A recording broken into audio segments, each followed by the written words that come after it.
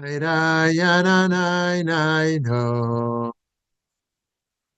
Diddy die die die die na na na na na I na na na na na na na na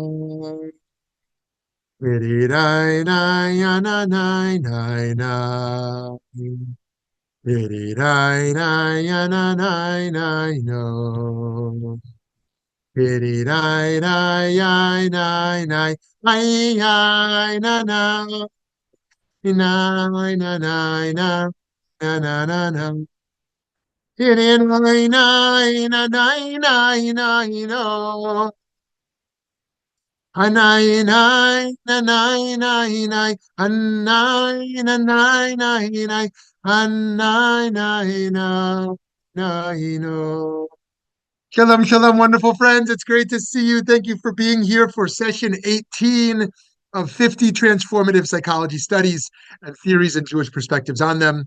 I know we have folks in the Zoom room, and most of you are on the recording side, and we hope you're continuing to enjoy the recording side of the class. And we are here today with Abraham Maslow. Okay, let's start with a poll question on Maslow.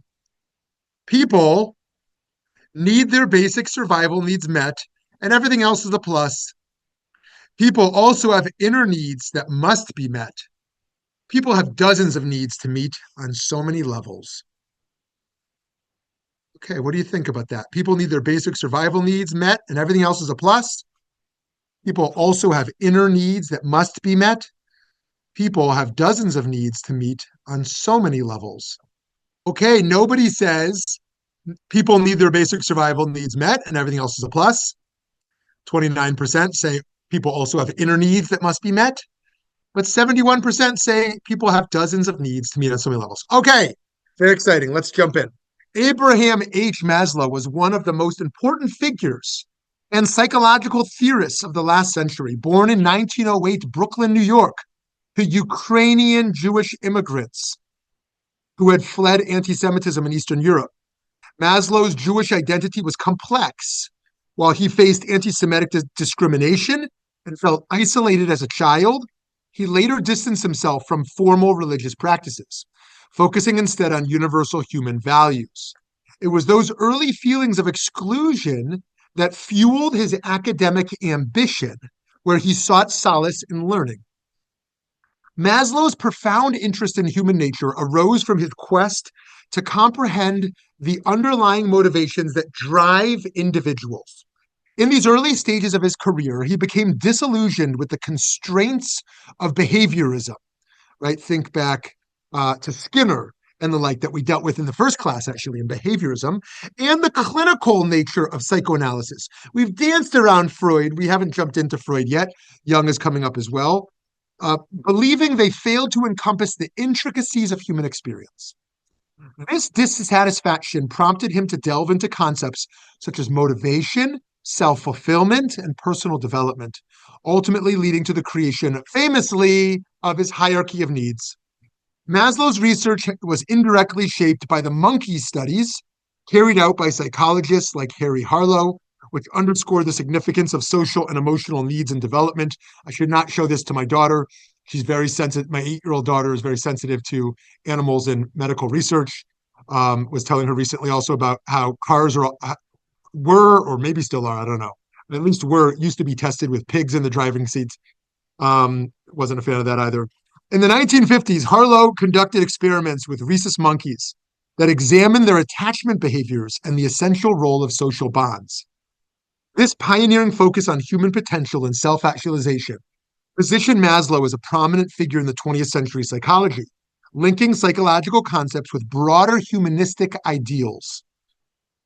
The hierarchy of needs presents a structured view of human motivation, starting with fundamental physiological requirements like food and water. Once these basic needs are fulfilled, individuals shift their focus to safety, encompassing aspects like shelter and security. This is followed by the pursuit of love and belonging through relationships and community ties. Next come esteem needs, which involve self-worth and achievement, culminating in self-actualization, where individuals experience personal growth and fulfillment. Maslow maintained that higher level aspirations cannot be effectively pursued until the foundational needs are adequately met. So here comes a political comment.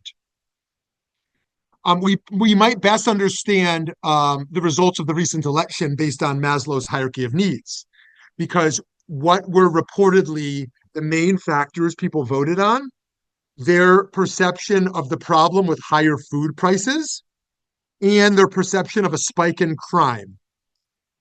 That is to say, my basic need for food and my basic need for physical security is what may have led many people to vote the ways they did in this last election. Now, oftentimes people think, oh, it's ideology, it's a woke ideology, or it's a MAGA ideology, it's an ideological nation. But the studies mostly show that people vote based on their perception of what's going to be personally best for their security, right? Of course, also immigration is in there, and that was framed as a security issue. I am not safe if immigrants are coming in. And my job is at stake if immigrants come in. So that's less an I hate immigrants ideology and more what is good for me. So that goes right back to Maslow in terms of how people think of their needs guiding politics, right? So Maslow's needs are as follows. Physiological needs. This essential level encompasses the basic requirements for survival, such as food, water, air, warmth, and rest. In addition to these physical necessities, physiological needs also involve the basic biological processes vital for life, including maintaining homeostasis and other bodily functions. Meeting these needs is crucial as an individual cannot physically operate or survive without them. Now, think about the contrast a little with Viktor Frankl. We talked about man in search of meaning. What fundamentally drives and sustains humans is their quest for meaning. Maslow is coming from a very different direction. Safety needs. Number two, once physiological needs are secure, individuals prioritize safety, which encompasses both physical and emotional stability. Physical safety involves shelter, health, and protection from dangers. Psychological safety, on the other hand, includes consistent access to resources, financial stability, and a sense of order and predictability in one's environment. This need for security underscores why social structures, laws, and personal security are so integral to human societies. Now, let me give an example here of where the first two can clash. There are villages in Africa where if the women go out to get water from the well, they face possible abuse or rape, going out of their comfort zone. But will they do that?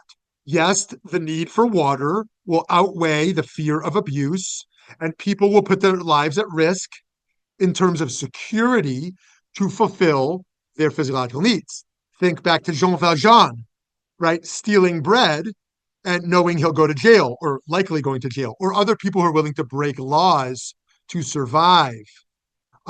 People will put their safety at risk if it involves meeting their basic needs.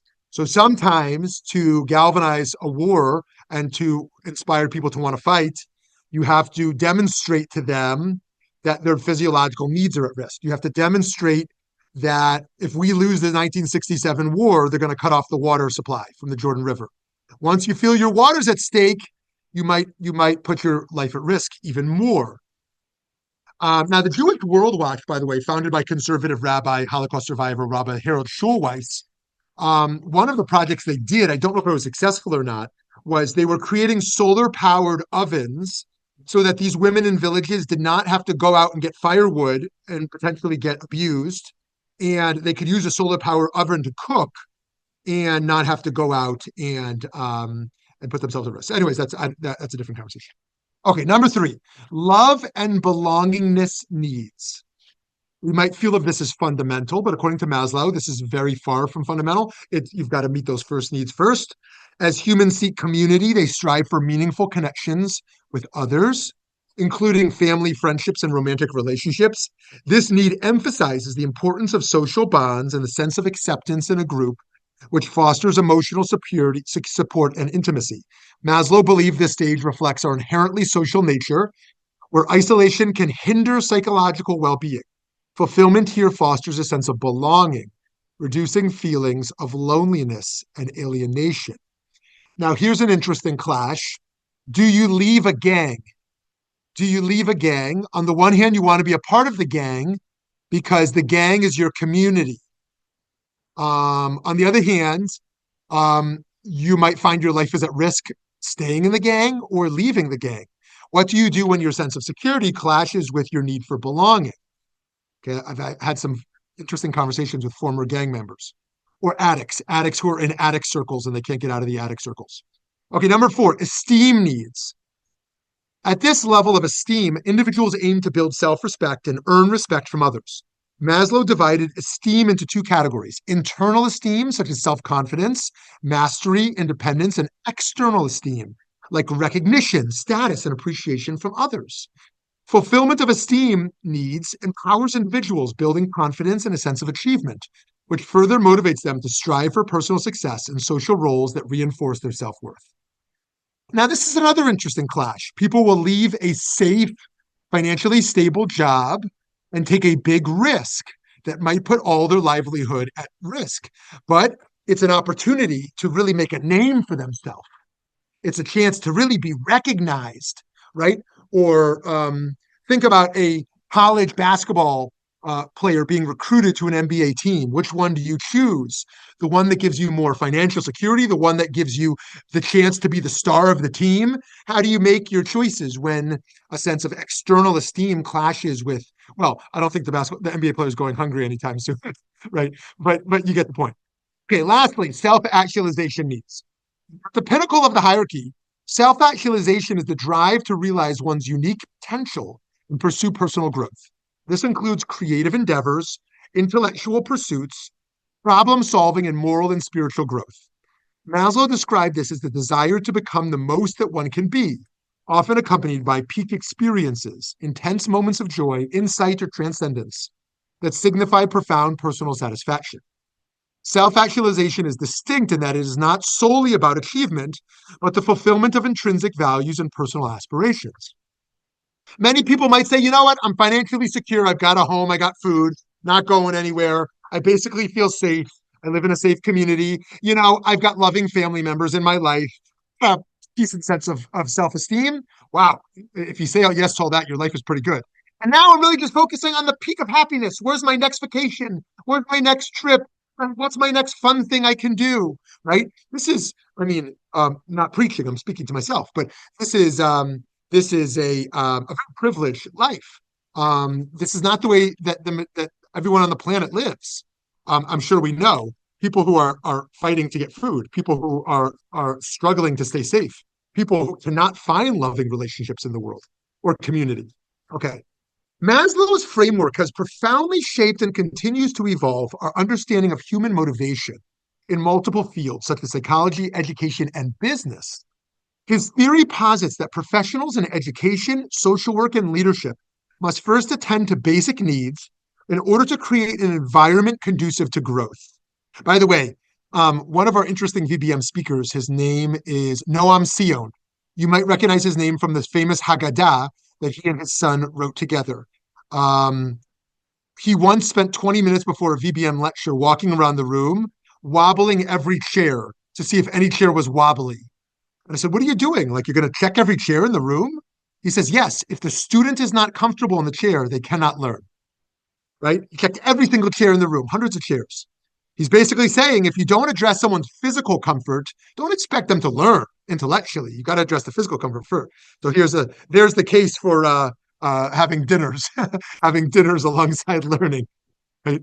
For instance, a student facing issues related to hunger or safety is likely to struggle with academic achievement as their attention is diverted towards survival. Consequently, educators must prioritize essential support, providing access to food, stability, and emotional security prior to concentrating on cognitive or personal advancement. Whatever our politics are, I hope we can all fight for food aid being cut from people who need food aid. And for example, kids who don't get access to breakfast, who need or school lunch, need school lunch to thrive at school. Right? If the kid is just starving in math, like, she can't focus. So If we want kids to learn and develop healthy relationships and thrive, we need to meet their basic health and food needs. Similarly, in government, well, there's another conversation about the healthy food they're actually serving rather than serving garbage for school lunch, but that's a different conversation. Similarly, in government, the model reinforces the need to protect human rights and ensure basic resources for all citizens. Effective governance centers on providing adequate housing, healthcare, and food security, what some of us might call basic human rights. Why are they human rights? Because they're human needs. That's an interesting conversation I'd like to have with y'all. Are basic needs human rights, or would you separate those differently? Policies aimed at economic stability, public safety, and welfare programs support these needs, allowing individuals to then engage in higher pursuits like personal development, career achievement, and social contribution. But in psychology, the hierarchy underscores the sequential nature of human needs, progressing from essential survival instincts to more intricate desires for self-actualization. This model offers therapists and counselors a systematic perspective on motivation and mental health, enabling them to address rudimentary deficiencies in clients before exploring more complex personal objectives. Understanding an individual's position within this hierarchy provides valuable insights into their current challenges and potential sources of inspiration for advancement. It highlights that without fulfilling basic needs such as safety and belonging, individuals may find it difficult to achieve higher level aspirations, thereby shaping the structure of psychological support and treatment. So next time you're counseling someone, one of the many questions you might ask yourself is, what is the tier of need this person is currently operating on? Does this person feel something is really at risk for them?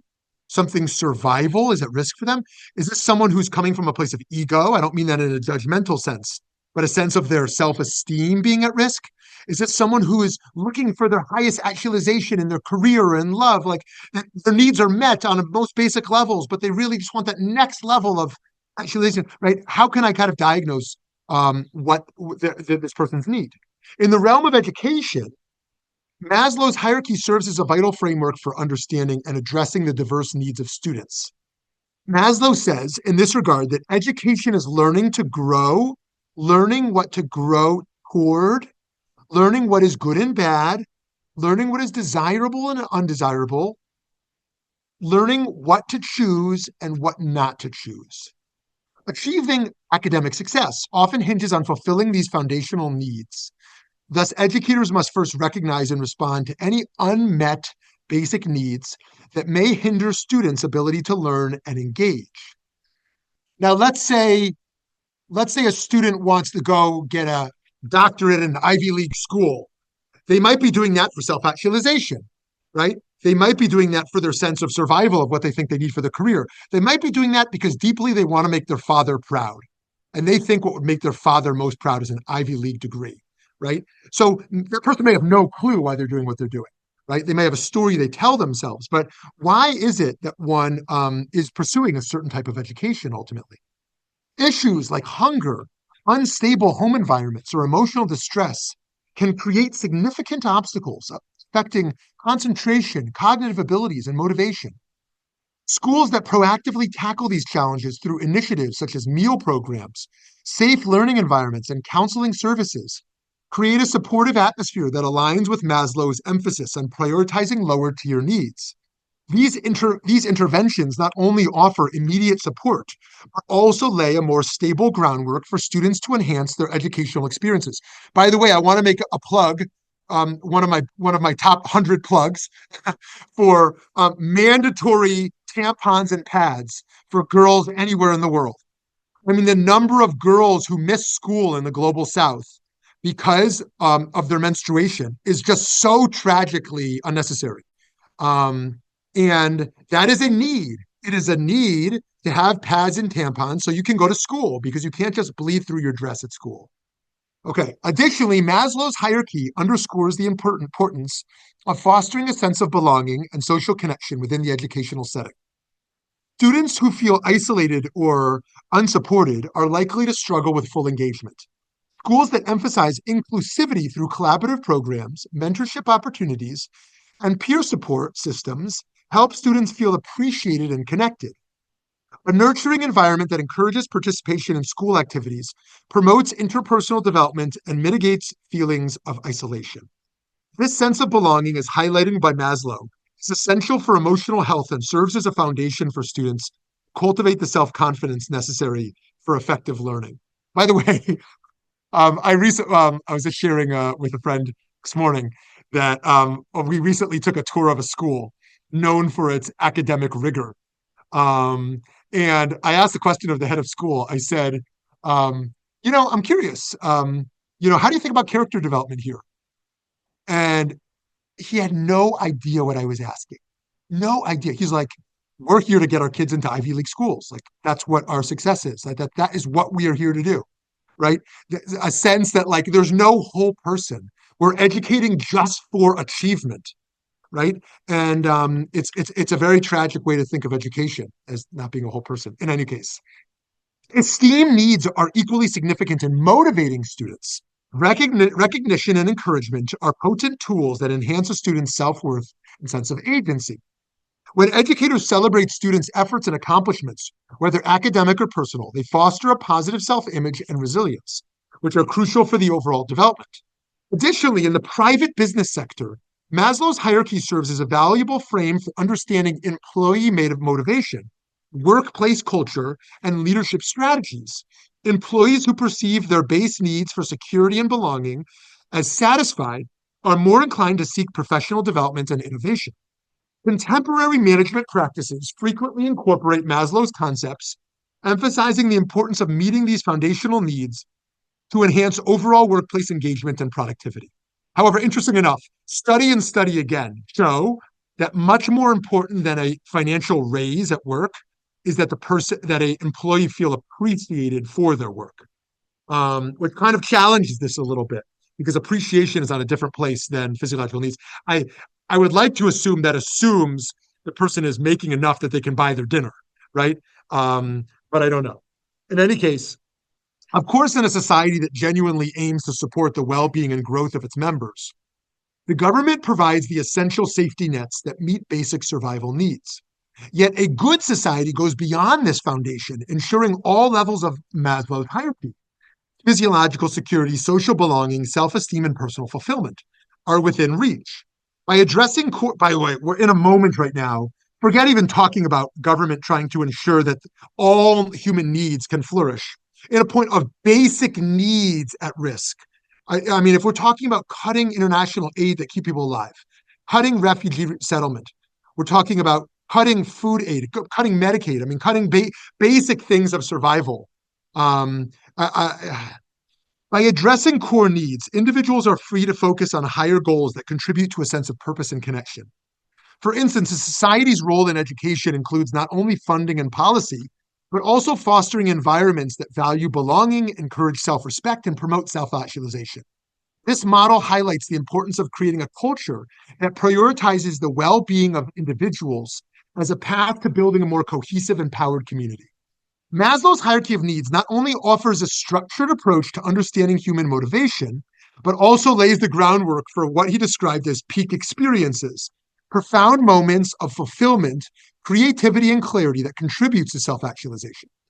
Maslow believed these moments represent the fullest potential of human consciousness, achieved only once foundational needs like safety and belonging are met. These experiences often bring a deep sense of connection and satisfaction, serving as the ultimate expression of the hierarchy in action. Do you remember this picture from a past class? Psychologist Mihai Csikszentmihalyi. If you remember that class we did on flow, later expanded on this idea with his concept of flow, where total absorption in a task leads to a similar state of joy and creativity, often marked by a loss of self-consciousness. Both Maslow and Csikszentmihalyi saw these peak states as essential for realizing human potential, as they enhance creativity, well-being, and connection to something greater than the grind of everyday life.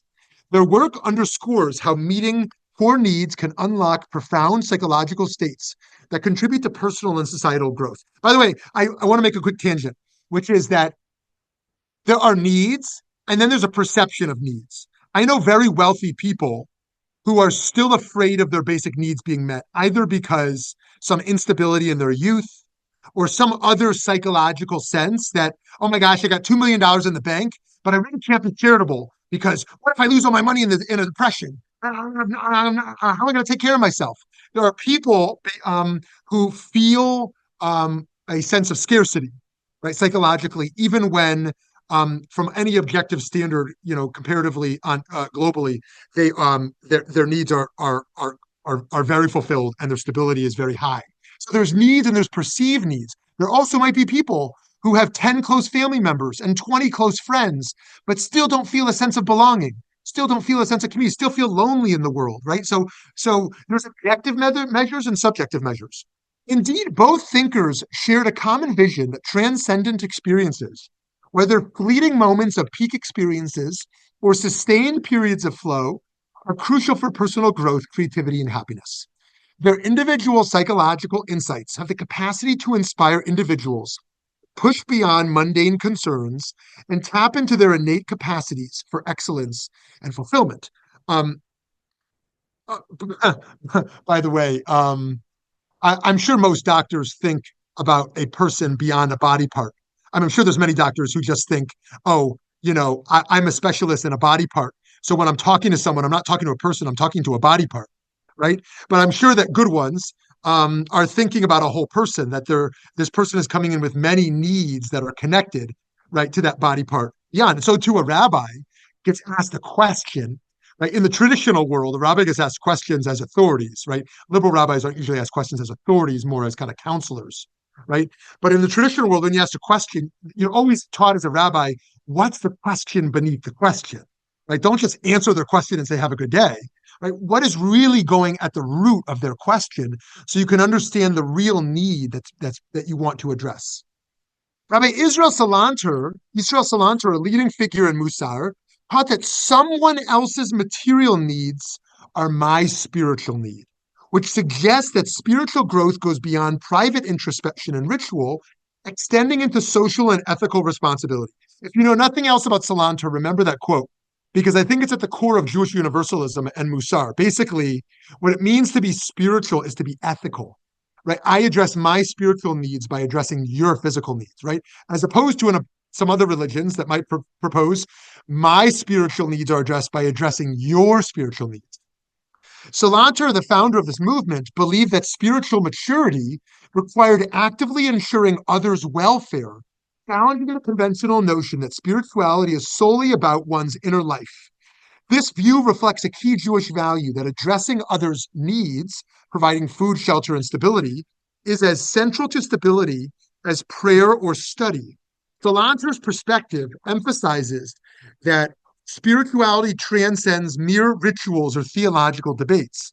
It embodies a deep commitment to upholding human rights and ensuring that everyone has access to life's essential resources. By the way, one of his critiques I liked was, if you've ever been to an ultra-Orthodox neighborhood, you'll know outside of one of the steebles, men will call out mincha, mincha, mincha, being there's an afternoon prayer service. Who's joining? Who's joining?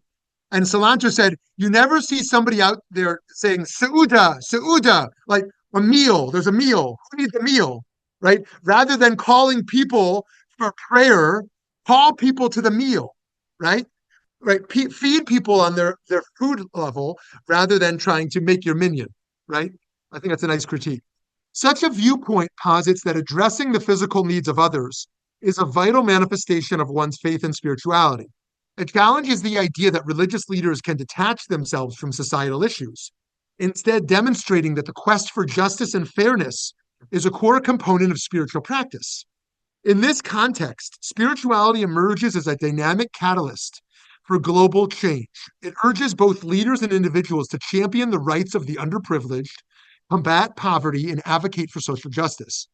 By acknowledging the significance of physical well-being, spiritual leaders can motivate their communities, participate in acts of kindness and service, transforming their faith into concrete actions that uplift and empower those in need. Maslow's humanistic approach in psychology comports with Salanter's social focus, as he sought to advance the understanding of human nature beyond Freud's focus on pathology and repression. Maslow's theories address the potential for moral action, creativity, and fulfillment, suggesting that psychological health extends beyond basic survival or managing symptoms. His framework, from physiological needs to self actualization, builds on the notion that people strive for their fullest potential purpose once their basic needs are met. This vision is close to Jewish ideals of realizing one's gifts, seen as a divine mandate that exhorts individuals to love peace and pursue peace, as we learn in Pirkei Avot 112. Unlike religions solely focused on the afterlife or on the soul, Maslow's hierarchy insists on a balanced life where physical, emotional, and intellectual needs are fulfilled as pathways to growth and contribution to society. By the way, the halacha on Bikur Cholim, the Jewish tradition on visiting the sick, says you should try to fulfill a basic need someone has. You're not, yes, it's very important to make someone feel less lonely if you visit someone sick by connecting to them, but try to sweep their floor or, try to, give them a piece of food they need or something, right? That you want to, in visiting the sick, address a few different needs if possible, right?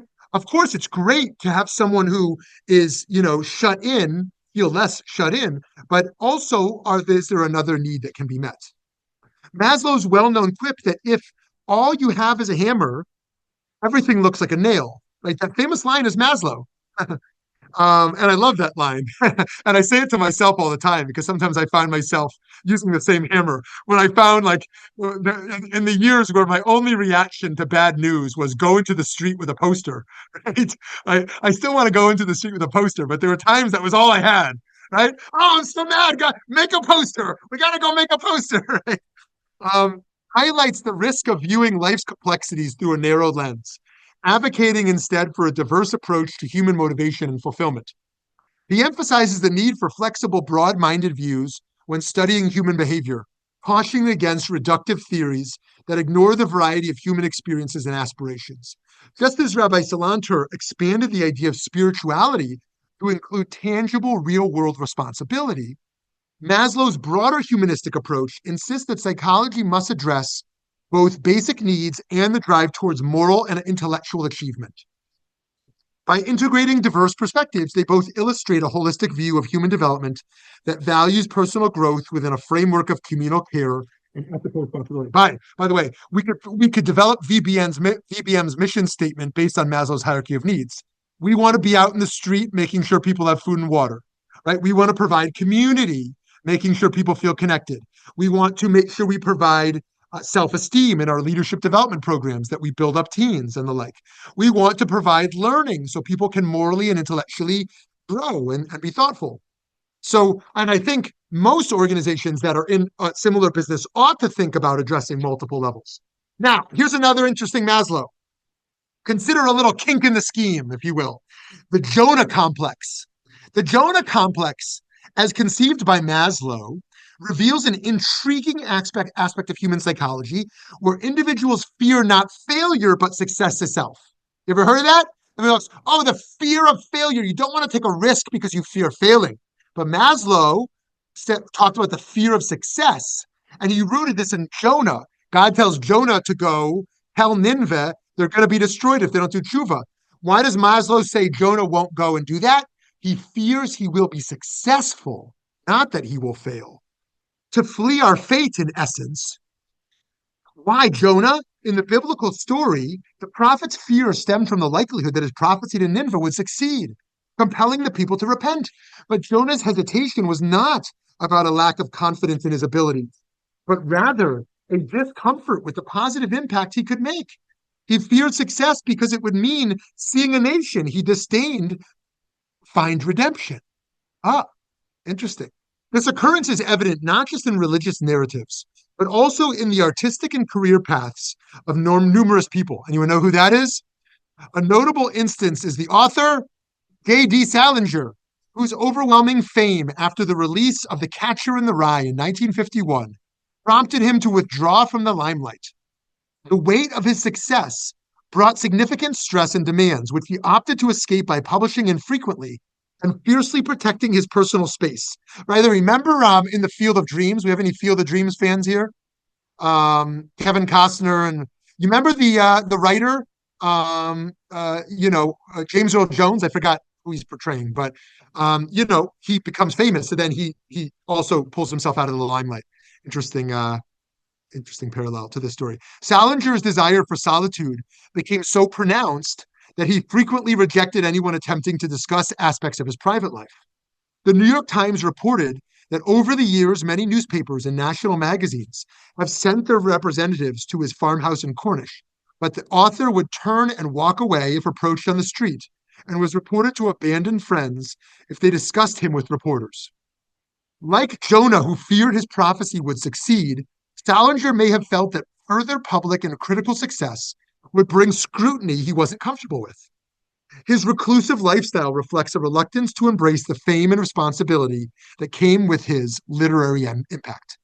In, in his exploration of the Jonah complex, Maslow articulated a subtle yet profound form of self-sabotage, where individuals, rather than running from failure, are driven to avoid success. This fear is rooted in the deep responsibilities and potential for transformation that success entails. Maslow connects this to the biblical figure Jonah, who fled from his calling to prevent the burden of success, namely the repentance and redemption of Nineveh. Jonah's avoidance, Maslow suggests, is symbolic of a universal tendency to shy away from profound personal growth and change, fearing the disruptions it might bring to our identity and life structure. Right? For many, the responsibilities that accompany a fulfilled potential can feel daunting, prompting hesitation, evasion, or self-imposed limitations. Think about someone who really doesn't want to change their relationships, but they know if they grow, they'll have to. They're going to grow out of those high school relationships or grow out of those college relationships because they simply won't be able to relate if they actualize themselves on that next level. Okay, there's many more things I want to say, but I think I want to not say them in order to get the conversation because there's too much more I want to say. But let me just pick one or two last things. An article, here's a critique from Chabad. A critique of Maslow's hierarchy of needs posits that the world is insufficiently addresses the concept of transcendent purpose. Although Maslow's theory emphasizes self-actualization and personal fulfillment, human needs are supposed to reach beyond individual development to include self-transcendence and the commitment to serving others. Here's an article published by Chabad Lubavitch, which succinctly articulates this view. Psychologists are only analyzing our human psyche, aka our animal soul. However, our godly and altruistic soul is also part of our psyche. It is not enough to live a good life because our intellect or hierarchy dictates so. We need to take that self and transcend it. We need to fulfill God's desires, not just our own. So, okay, you might find that a meaningful or unmeaningful critique from Chabad, but that is an interesting approach. There's also a critique from capitalism I was going to make, but I'll hold off on that. So let me just conclude. In this dual framework highlights that a society becomes stronger and more resilient when it addresses the needs of individuals at every level. When people feel safe, acknowledged, and spiritually fulfilled, they're not just willing, but enthusiastic about contributing to their communities. By emphasizing support at all levels, we create a dynamic cycle of mutual empowerment that enriches the lives of everyone. Therefore, incorporating Jewish values with Maslow's hierarchy not only enhances personal well-being, also drives societal progress, establishing a solid groundwork for collective development and a vibrant, interconnected community. Actually, I said it was the last thing, but here's the last thing I really want to say. I saw an interesting study recently that said, the best way to teach empathy is to meet somebody's needs. By meeting someone's needs, you help them to learn how to be more empathic. That's a little counterintuitive. You might think you want to challenge them to take someone else's perspective, right? Actually, when someone feels seen and they feel their need met, it, according to this study at least, enhances their ability to see others and their needs. Of course, that's not always true. We can think of exceptions of that. But I think that's also addressing this point that by dealing with the physical needs of others, we also, in some sense, are dealing with their spiritual capacity that emerges out of that physical need being met. Because now that you've addressed a physical need, you've created more space for them to go beyond. All right, friends, let me open it up to you. Good morning, everyone. Uh, I found it interesting. I don't know, I think this is kind of directly or indirectly related, that similar to what the Chabad had said about them looking at humanistic needs and wants. But I know, but you know, we've studied a bunch here of psychologists and previously philosophers that were Jewish, but then somehow lost their Jewishness in terms of practice, but used so much Jewish content in their research or their philosophy, as you just stated about his free will and his humanistic approach. I read some about Maslow because I knew nothing about him, and he himself was an atheist, and you know, and hence humanist. So I'm kind of perplexed of why or how they ended up moving away from their Judaism, but yet use Judaism somewhat in their research or their philosophies. Okay, Gary, this is a great point. One of the biggest challenges to traditional Judaism that I think about. I bet we collectively could not think of one traditional Jew who is a well-known global name for having changed the world. Not one, right? Yes, they may have impacted Jewish scholarship. They may have been a good rabbi. They may have been a good Torah student or teacher, right? But or they may have affected Israel. But all of the people that the world has heard of who are Jews are almost all secular. Whether you talk about Karl Marx, you talk about Freud, you talk about Maslow, you talk about, I mean, the list goes on and on. Einstein. Um, and so, what's that about? And you know, that's an interesting challenge. That now the traditional response might be, our goal was never to change the world. Our goal is to live Judaism. And so I'm not interested in that critique, right? Our goal is to live Torah and to build families and build communities. And yeah, we'll be nice to Gentiles, but we're not looking to change the world, right? So that universalism really emerged from kind of a liberal and secular Judaism. Now, question, um, to Gary's question, what is it that is still in the Jewish DNA, so to speak, when someone goes atheist or goes secular, but they're still uniquely contributing to the world? These Jews of the 20th century, who disproportionately changed the world. I mean, just remarkable what Jews in the 20th century did, unlike any other minority, something to really be proud of. And I'm worried we're losing that recipe. What were they holding on to in Judaism that enabled them to have such an impact? And I've got answers, but rather than hear my answers, I'd love to hear your answers on that.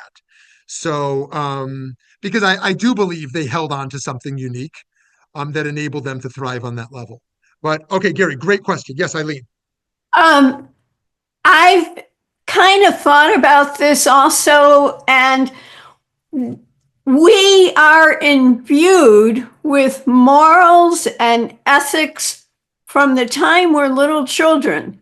No matter what religion we profess as adults, this Jewishness is in our DNA and in our souls, and all of our actions are based upon that. Oh, okay, great. So, great. So Eileen's answer to this is that there are core Jewish values that even if you go secular or you leave organized religion or whatever it is, those core values uniquely have positioned this type of impact. Okay, thank you, Eileen. Yeah. Anybody else want to weigh in on that or anything else? Anywhere you want to jump in, it's great. Let me just throw in one because I think it'll resonate for Gary and for this class as well. I do think that one of the many answers I would give is the Jewish learning approach to questioning everything. This is just not what a lot of other religious traditions are doing, right? Religion is taught through dogma. Of course, there's Jews who teach through dogma as well, right? But the dialectical approach of argumentation and of questioning dogmas is so rooted in a Jewish learning experience that somebody who grew up in Eastern Europe, even if they become an atheist, like that ability to see things from multiple angles and challenge things, I would like to think is one of the many aspects that contributed to that success. Okay, who else wants to jump in? Yes, hi, Sarah. Yeah, well, I think you know by now that my background in nonviolent communication means that I'm really, I got indoctrinated in Maslow's needs because that's where Rosenberg went. And I found that it actually changed my life when I began to consider what are the needs behind whatever is going on, whatever emotional outburst or experience I'm encountering in another or in myself. If I can get to the need, then I can begin to look at strategies to meet that need. And they're usually really common. And we generally are actually talking about exactly the same need, but we're coming at it from such different perspectives that until we actually narrow ourselves down to the need, we can't even really talk to each other. And that commonality, and I think it's why you alluded to it, why empathy can then well up from that place, because we then really know that other person and really can stand in that space with them in the field of needs, basically, and understand one another in a completely different way. So whether he recognized his Jewishness, he probably, it was probably in there, and that's probably where all this came from anyway. And I owe Maslow a debt. I even understand my dog's need. Sarah, I love that. Just a follow-up question. Maybe you can give us just a moment of wisdom on how to identify where that need is at in active listening when the person is not self-aware themselves to articulate it. Oh, basically through my empathy. So it's not, for me, it's never about identifying their need for them. It starts with just kind of trying to understand the feeling that they're experiencing, and my asking, never believing that I know what they're feeling or what they're needing, and just my curiosity about what's going on for them, and then getting to a place of like, so do I understand, are you really needing maybe for me to just hear what you have to say? And they can correct me. But I think that what I learned, far from what I learned in medical school, was to not have the answers and to keep asking the questions and to remain really curious rather than believing that I know anything. Great. Great. So lots to say there. Let me just offer one critique of policing. I am most certainly not a part of the Blue Lives Matter movement. I find it problematic, but I'm certainly also not anti-police. But I do have a critique or a concern about the ability to identify the need in a conflict and to work to de-escalate by working to identify what's happening in a situation rather than bringing an aggressive approach or a violent approach towards conflicts that emerge. How can we best train such an important institution to enter conflicts in a way that engages the nonviolent communication? I don't want to be naive there. There are really messy situations that people have to walk into. And I want to respect people in that role. But I also hope that we can and I have no hope in the near years that this is going to be a priority. But hope we can get to a place where people with authority and with potentially violent authority are also able to engage in some of this identification of the needs of the moment. So yeah, thank you, Sarah. Well, and some of the community policing Yeah. efforts have begun to recognize that and to move in that direction. Yeah, yeah, thank you. I guess I'll jump in. Yeah, I remember learning Maslow in college, and it is this triangle. And I think they're all important needs, like in your opening questionnaire, there's so many needs, but the physical, food, water, it's so much bigger at the bottom of the triangle because that's so necessary. Each level is necessary for the next level. And, when I worked in a school in a very poor neighborhood, I was so happy that they received shoes, dental care, a bag on Friday to take food home, because that's what they needed. And they couldn't, study or think or do anything. They couldn't actualize or have self-esteem without those basic needs. And so, not to discount any of these needs. I mean, maybe Frankl would say in his search for meaning, even in, God forbid, a concentration camp, you can find meaning, you can help other people. But truly, those basic needs are essential to progress. And so that's where, I'm so glad all VBM and all of the different outreach organizations are working for justice and basic human needs. And that's what we're seeing today is just sorry for the politics, but the unraveling of this fabric of helping other people. I mean, it's just so disheartening. Anyway. Yeah, thank you, David, for that. And I think that there's an important move you made there, because one of the things I think a lot about is, okay, so people have to meet their own, but there can be an infinite engagement with one's own needs, right? Think about just the level of food. Some people want to eat food to basically be nourished and have their needs met. Then there are people who can literally obsess with health. I mean, there's nothing wrong with being concerned with health. We should be, right? But everything is about personal health. And at what point do you start saying, okay, I need to think about other people's health, or people who have an active social life, and then people who are like obsessed with social life, like it consumes their whole lives. Like, is there any need to go back and volunteer beyond social life? So how do we make the move from fulfilling our needs to also caring about the needs of others, right? And actually being willing to put our own needs on hold at time, not to dismiss them, but say, my life is not just about my needs.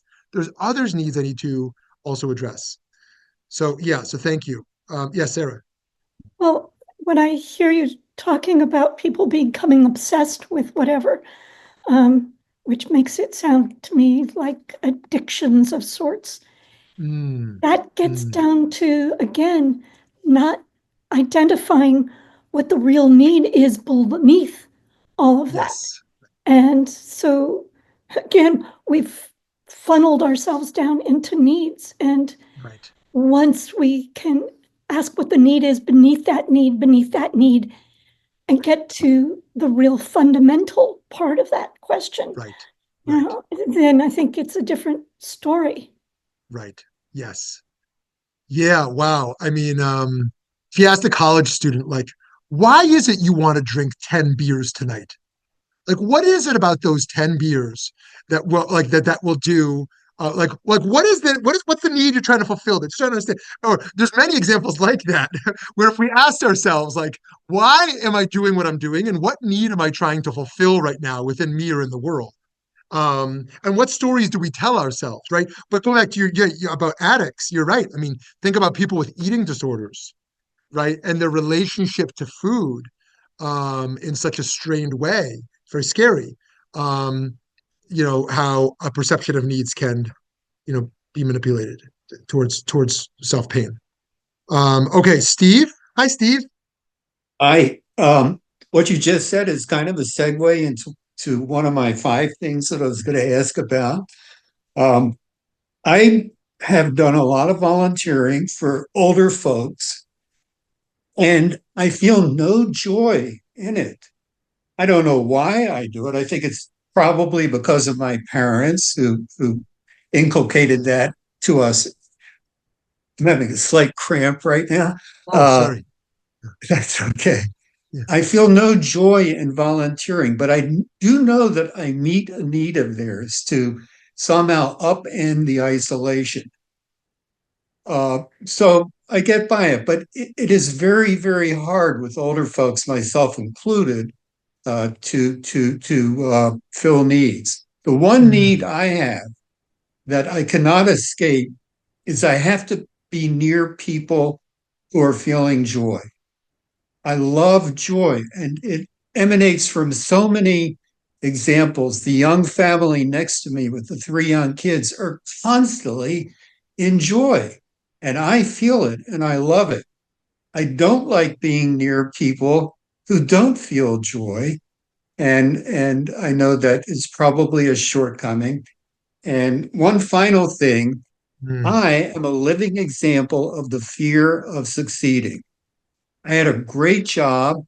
I reached the pinnacle of my job in 2000, and I was afraid of accepting their offer for the next year because I was fearful that I would not be able to meet the expectations of my donor, my employer. It was a tremendous fear. I actually quit a phenomenally great paying job so that I wouldn't have to think about being successful ever again. Wow. Mea Wow. culpa. Okay, Steve. Well, But wow, that's it. that's a real insight. Thank you for sharing that. I'd love to hear more about that. And just to your first point, I really appreciate that. I think that's what we call sacrifice. Moral sacrifice is doing things that don't bring us joy because we think it's right. And today, the zeitgeist is just do things that bring you joy. And I think largely that's a good idea. We should do things that bring us joy, like that. There's plenty of good things we can do that give us joy, but to still hold on to that value of moral sacrifice, you see people who need to be visited, and you feel it's important for you to visit them, even though they're not joyful and you don't get joy out of it. But you still do it. And I hope we can all, to conclude, I hope we can all find a lot of joy in however we're serving in the world. And I hope we can also find a few places in our life still that aren't so joyful, but we're addressing needs of others. So we stay in it. Have a beautiful day, everyone. Great to learn from you. Thanks so much.